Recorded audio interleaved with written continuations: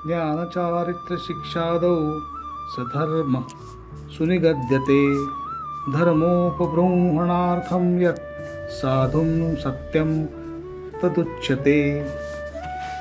मित्रांनो, तत्वार्थ सार या ग्रंथात आचार्य अमृतचंद्र सत्यधर्माचे स्पष्टीकरण देताना म्हणतात की ज्ञान आणि चारित्र्य शिक्षण इत्यादींबाबत धर्म वाढवण्याच्या उद्देशाने जे निष्पाप शब्द उच्चारले जातात तो सत्यधर्म होय। मित्रांनो, सत्य हे कडू असते अशी आपल्या सर्वांची धारणा आहे, पण बारकाईने विचार केल्यावर हे स्पष्ट होते की सत्य कडू नसते पण गोड आहे। तापाने त्रस्त माणसाला साखर कडू लागते, पण यात साखरेचा दोष नसून त्या व्यक्तीला ताप आहे त्यामुळे त्याला साखर कडू वाटते।